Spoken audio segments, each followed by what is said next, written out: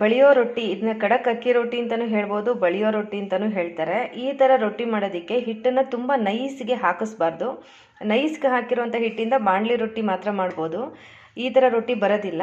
ಈ ರೊಟ್ಟಿ ಮಾಡಬೇಕು ಅಂತ ಹೇಳಿದ್ರೆ ಸ್ವಲ್ಪ ತರಿತರಿಯಾಗಿಯೇ ಅಕ್ಕಿ ಹಿಟ್ಟನ್ನು ಹಾಕ್ಸಿರ್ಬೇಕು.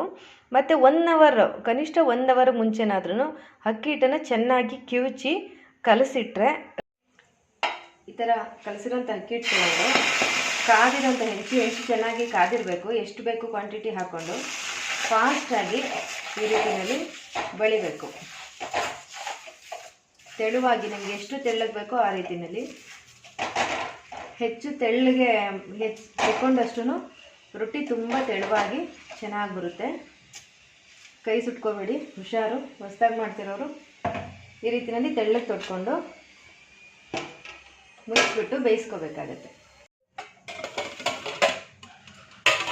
ನೋಡಿ, ರೊಟ್ಟಿ ಚೆನ್ನಾಗಿ ಬೆಂದು ಸೈಡೆಲ್ಲ ಆದಷ್ಟು ಕಲೆ ಬಿಟ್ಕೊಂಡಿದೆ. ಹೀಗೆ ಈಗ ತಿರುಗಿ ಹಾಕಿ ಮತ್ತು ಈ ಕಡೆನೂ ಕೂಡ ಚೆನ್ನಾಗಿ ಬೇಯಿಸ್ಕೊಳ್ಬೇಕು.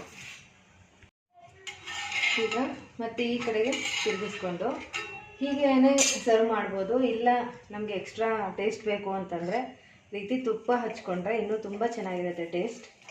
ನಾನು ಸಾಮಾನ್ಯವಾಗಿ ದೋಸೆ ಮತ್ತು ರೊಟ್ಟಿಗೆಲ್ಲ ತುಪ್ಪ ಹಚ್ಚಿನೇ ಸರ್ವ್ ಮಾಡ್ತೀನಿ.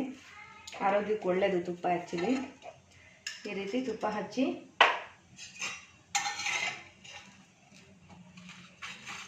ತೆಕ್ಕೊಂಡ್ರೆ ನಮ್ಮ ಖಡಕ್ ರೊಟ್ಟಿ, ಅಕ್ಕಿ ರೊಟ್ಟಿ ರೆಡಿಯಾಗುತ್ತೆ. ಗರಿಗರಿಯಾದಂತಹ ಬಳಿಯೋ ರೊಟ್ಟಿ ಅಥವಾ ಖಡಕ್ ಅಕ್ಕಿ ರೊಟ್ಟಿ ಅಂತ ಕೂಡ ಹೇಳ್ಬೋದು. ರೊಟ್ಟಿಯನ್ನು ಚಟ್ನಿ ಮತ್ತು ಮೊಸರು ಜೊತೆ ಸರ್ವ್ ಮಾಡಿದ್ರೆ ತುಂಬ ಟೇಸ್ಟಿಯಾಗಿರುತ್ತೆ. ಮತ್ತು ಈ ರೊಟ್ಟಿಯನ್ನು ಬಿಸಿ ಬಿಸಿಯಾಗಿದ್ದಾಗಲೇ ತಿನ್ನಬೇಕು, ಆಗಲೇ ಇದು ತುಂಬ ಚೆನ್ನಾಗಿರುತ್ತೆ. ತಣ್ಣಗಾದ ನಂತರ ಸ್ವಲ್ಪ ಗಟ್ಟಿ ಅನ್ನಿಸ್ಬೋದು. ಹಾಗಾಗಿ ಬಿಸಿಯಾಗಿದ್ದಾಗಲೇ ಮಾಡಿ ಸರ್ವ್ ಮಾಡಿ ತಿಂದು ಎಂಜಾಯ್ ಮಾಡಿ ಫ್ರೆಂಡ್ಸ್. ಈ ಒಂದು ವಿಡಿಯೋ ನಿಮಗೆಲ್ಲ ಯೂಸ್ಫುಲ್ ಆಗಿದೆ ಅಂತ ಹೇಳಿ ಅಂದ್ಕೊಳ್ತೀನಿ.